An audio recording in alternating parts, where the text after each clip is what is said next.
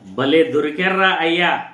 Bhogapuram airport పేరుతో 2015 నుండి 2019 వరకు భూదోపిడీ టీడీపీ పార్టీ ఎలా చేసిందో, టీడీపీ నాయకులు వేల ఎకరాలు భూదోపిడీని ఎలా చేసిందో పవన్ కళ్యాణ్ మాటల్లోనే సోషల్ మీడియాలో వైరల్ అవుతున్న వీడియో మీ అందరికీ కూడా చూపించబోతున్నాను.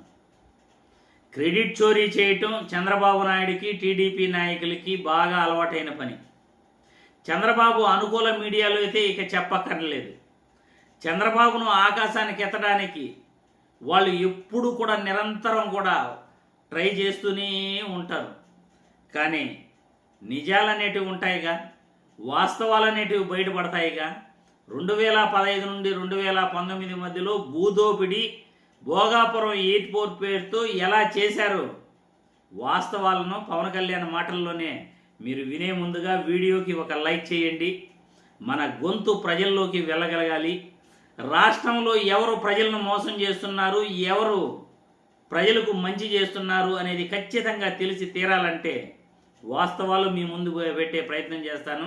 వీడియోకి ఒక్కసారి లైక్ కొట్టి వీడియో ప్రతి ఒక్కరూ చూసేటట్లు షేర్ చేయాలని వీడియో ద్వారా కోరుకుంటున్నాను. నిజంగా మీరు ప్రభుత్వాలు నడపట్లేదు. భోగాపురం ఎయిర్పోర్ట్ వస్తుంది అని అనౌన్స్ చేస్తారు, వెంట రియల్ ఎస్టేట్ వెంచర్లు అనౌన్స్ చేస్తారు, కానీ ఎయిర్పోర్ట్ రాదు. ఎయిర్పోర్ట్ భూముల్లో కనీసం మీరు 15,000 అందరూ పోరాటం చేస్తే 5,000 ఎకరాలు తీసుకొచ్చారు.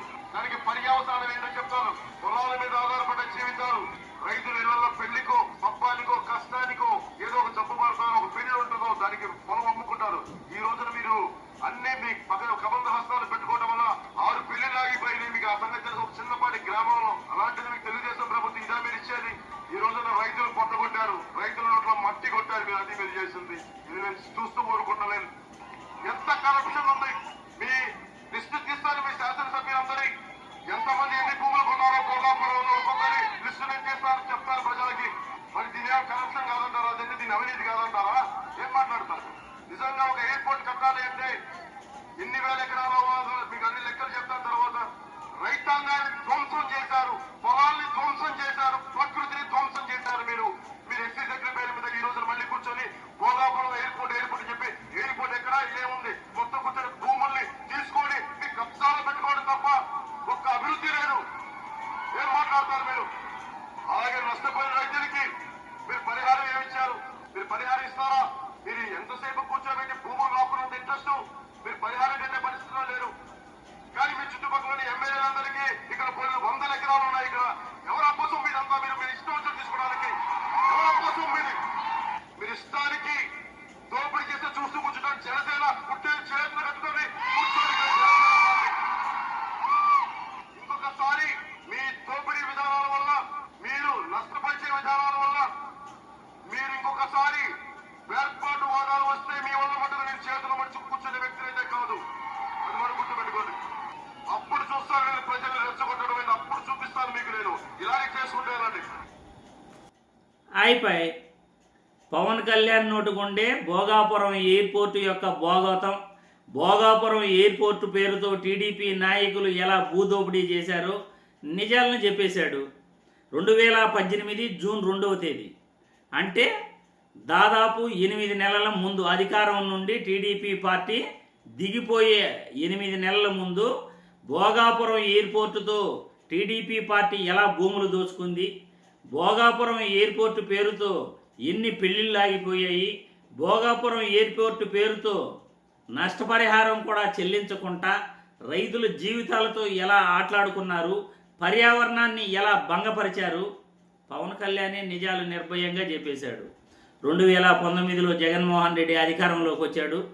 మీరు ఏదైతే భూదోపిడీ చేశారో ఆ భూదోపిడీని రైతులతో మాట్లాడటం జరిగింది. ఆ రైతులతో మాట్లాడి ఆ కోర్టు కేసులు ఏవైతే ఉంటాయో 2022లో కోర్టు కేసులన్నింటినీ కూడా మాఫీ చేసి 2200 ఎకరాలతో ఆయన భోగాపురం ఎయిర్పోర్టు నిర్మాణానికి జిఎంఆర్ సంస్థతో ఒప్పందం కుదుర్చుకుని బ్రహ్మాండమైన ఎయిర్పోర్ట్ను 2200 ఎకరాల్లో నిర్మించడానికి జిఎంఆర్తో కలిసి ముందుకెళ్ళటం జరిగింది. ఇది భోగాపురం ఎయిర్పోర్టుపై పవన్ కళ్యాణ్ చెప్పిన నిజాలను ప్రజలు మీ అభిప్రాయాలు కూడా కామెంట్ల రూపంలో తెలియజేయాల్సిందిగా వీడియో ద్వారా కోరుతున్నాను.